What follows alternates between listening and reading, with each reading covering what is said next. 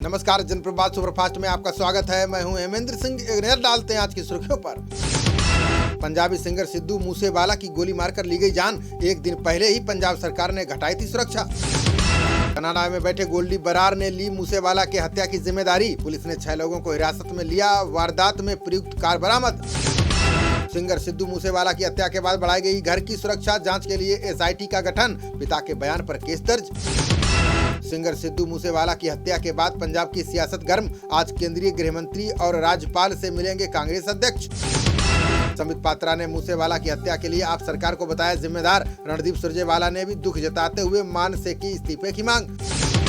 नेपाल की एयरलाइन तारा एयर के लापता विमान का मिला मलबा। 4 भारतीय समेत 22 लोग थे सवार। कई शवों की पहचान मुश्किल। कोरोना में अनाथ हुए बच्चों के अकाउंट में आज से पैसे डालेंगे पीएम मोदी।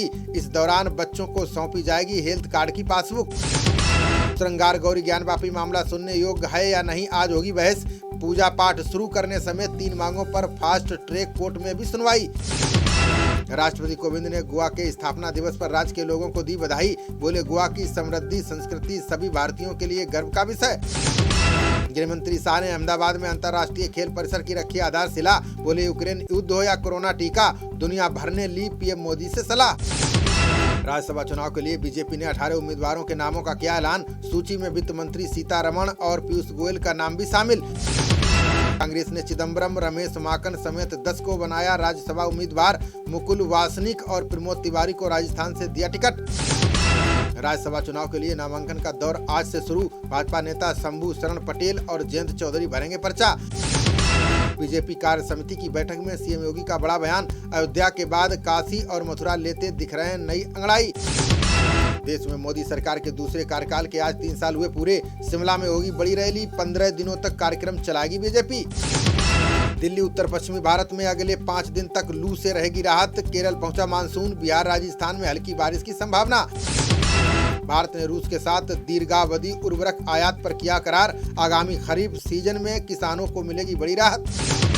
आंध्र प्रदेश के पलनाडु में बीती रात खड़ी लॉरी में जा घुसा ट्रक। हादसे में 6 लोगों की गई जान और 10 अन्य घायल। चारधाम यात्रा में तीर्थयात्रियों की मौत का आंकड़ा 100 के पार। केदारनाथ धाम में गई अधिकांश श्रद्धालुओं की जान।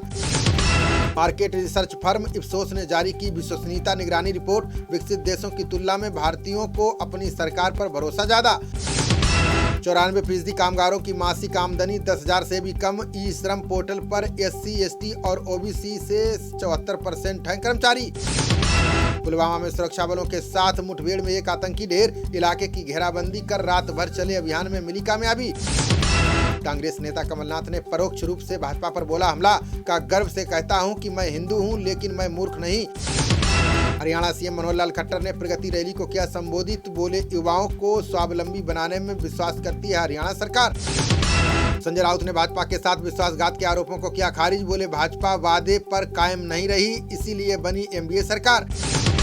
शांत किशोर ने परिवारवाद को बताया बिहार की बर्बादी का कारण। बोले, सत्ता का कुछ परिवारों में केंद्रीयकरण राजनीति के लिए अभिशाप।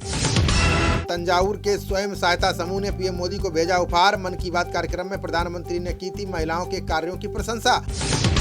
4 दिन तक आसपास के लोगों के लिए फ्री रहेगा सोहना टोल प्लाजा। गुरुग्राम जिला प्रशासन ने ग्रामीणों की मांग पर लिया फैसला। ओडिशा, केरल समेत अन्य राज्यों में उपचुनाव के लिए थमा प्रचार। उत्तराखंड की चंपावत विधानसभा सीट पर भी 31 मई को होगी वोटिंग। जयंत चौधरी ने रालोद के सम्मेलन में उठाई जाति जनगणना की मांग। बोले, सामाजिक न्याय आयोग के गठन से आएगी देश में समानता। हार्दिक पटेल ने सोमवार को भाजपा में जाने की खबरों को बताया गलत। बोले, समर्थकों की सलाह पर जल्द करूंगा अगले कदम की घोषणा। गोरखपुर में गीता प्रेस के शताब्दी समारोह की शुरुआत करेंगे राष्ट्रपति। सीएम योगी ने आगामी 4 जून को होने वाले दौरे के लिए लिया जायजा।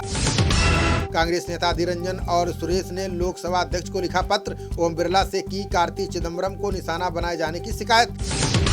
राजीव गांधी खेल रत्न अवार्ड फिर से शुरू करेगी राजस्थान सरकार। अशोक गहलोत बोले, खेलों के विकास के लिए बड़े फैसले लेगी सरकार। कानपुर देहात में वैन और स्कूल बस में टक्कर से 5 लोगों की गई जान। बहराइच में मिनी बस और ट्रक की टक्कर में 7 श्रद्धालुओं की मौत। स्थानीय निकाय चुनावों से पहले सीएम शिवराज चौहान ने किया दावा। बोले, मध्य प्रदेश के विकास के लिए भाजपा का सत्ता में रहना जरूरी। रिलायंस जियो ने केदारनाथ पैदल मार्ग पर शुरू की मोबाइल सेवा। डाटा सर्विस शुरू होने से 4 धाम के श्रद्धालुओं को मिलेगी राहत। देवबंद में जमीयत सम्मेलन के दूसरे दिन बोले मौलाना महमूद मदनी, कहा जिन्हें मुसलमानों का खान पान पसंद नहीं वे देश छोड़कर चले जाएं। इंडियन डिस्प्यूट रिजोल्यूशन के कार्यक्रम में बोले पूर्व जस्टिस सीकरी, का दुनिया में भारत को विवाद समाधान केंद्र बनाने का आ गया है समय। बोले खच्चरों से क्रूरता करने वाले संचालकों पर दर्ज होगा केस। केदारनाथ यात्रा में हो रही गड़बड़ियों को लेकर पशुपालन मंत्री का निर्देश। नवीन पटनायक ने राज्यसभा के लिए की 4 प्रत्याशियों की घोषणा।